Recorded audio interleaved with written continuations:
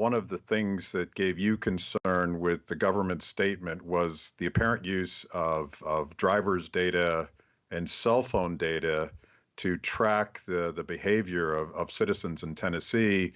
And there was a slight uptick of people leaving their homes again. And that apparently was his motivation for legally locking down the economy. There's some pretty big civil liberties questions there. Well, there is. Evidently, Google has made that data available to governments. And of course, it's anonymous, but we all know how the anonymous data actually works. It may be aggregated and all that, but in the end, we realize through revelations that have come from us, from folks that have worked at the NSA, that those things are tracked, and even if they are not, real time, this is what you're doing, they are put into a database that can at some point be pulled out. So yeah, that is very concerning. The fact that I think it realized even people here in Tennessee who aren't necessarily huge civil libertarians still realize, wait a second, he just said that they're monitoring our travel patterns, which is extremely big brotherish, and I think gave a lot of people pause.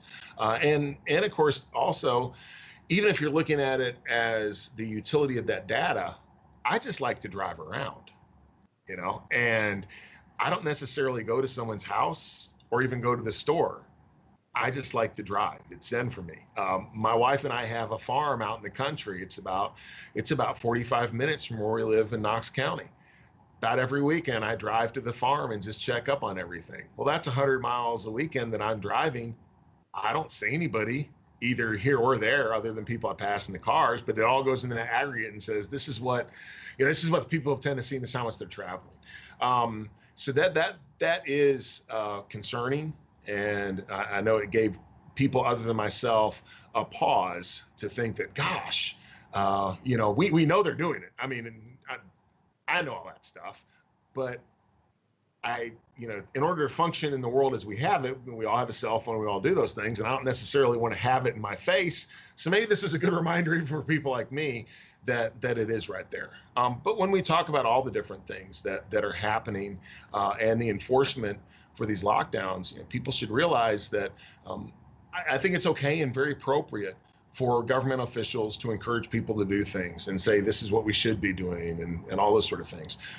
But when we start mandating that opens the door for coercion and in the end for physical violence to be used against people who are just in some cases, minding their own business. And that should scare all of us.